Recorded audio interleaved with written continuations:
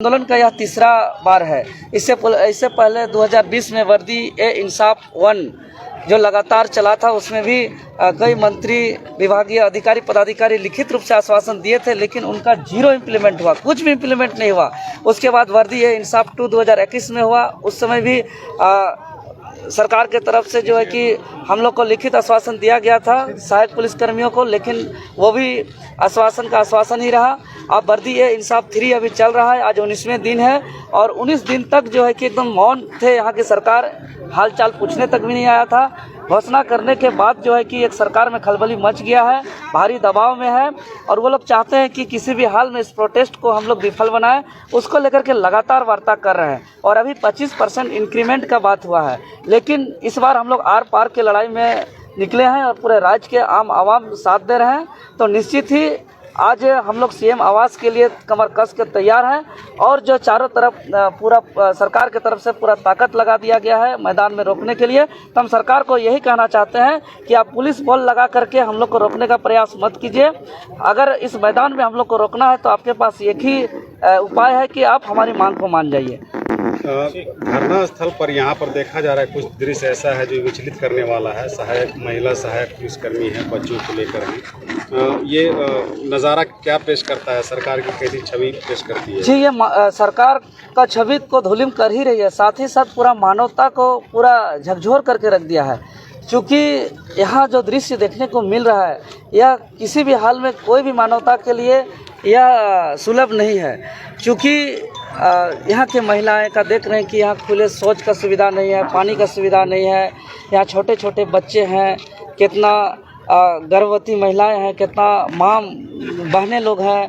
तो माताएं बहनें लोग का दुख तकलीफ दर्द जिस वक्त में उनको एक मेडिकल की सुविधा मिलना चाहिए, बच्चों को एक बहुत ही सुलभ वातावरण में उसको बढ़ाने के लिए अच्छा वातावरण की आवश्यकता होती है। इस दौरान पे मोरहाबादी मैदान में खुले आसमान में भारी वर्षा के बीच में है, तो यह मानवता को झकझोर कर देने वाली है। या किसी भी इस दृश्य को कोई भी आदमी देखेंगे तो उसके आत्मा से आंसू बहने वाला दृश्य है। तो इस दृश्य से निश्चित ही इस सरकार का छवि धूमिल हो रहा है। अगर सरकार का यही रवैया रहा तो हम निश्चित कह सकते हैं कि ये ही 2024 चुनावी साल है।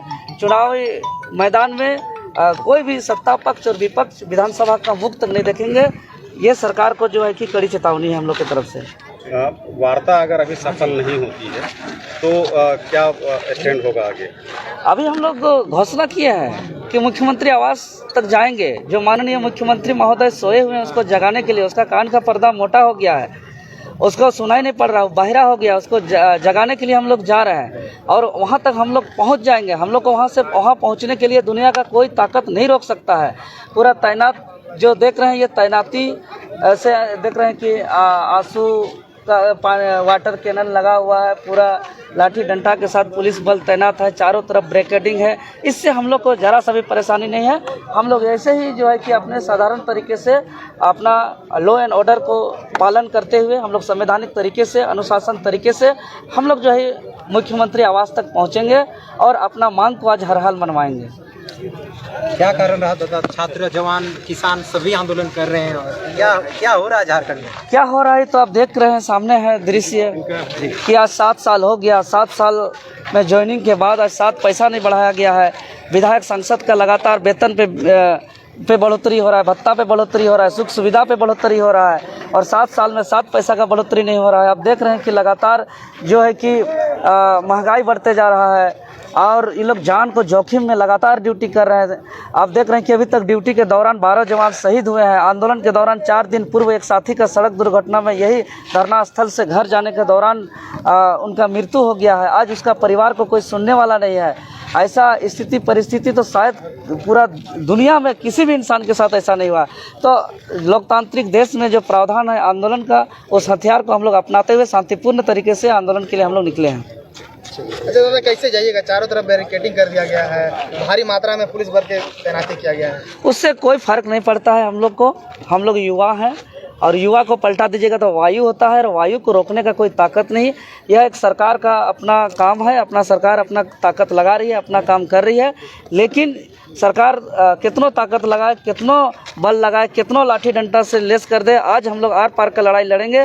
जाने के दौरान में अगर इस बदन पे इस पुलिसिया लाठी को भी सहना पड़ेगा तो सहेंगे, वाटर कैनन को भी झेलना पड़े तो झेलेंगे, आंसू गोला को भी झेलना पड़े तो झेलेंगे।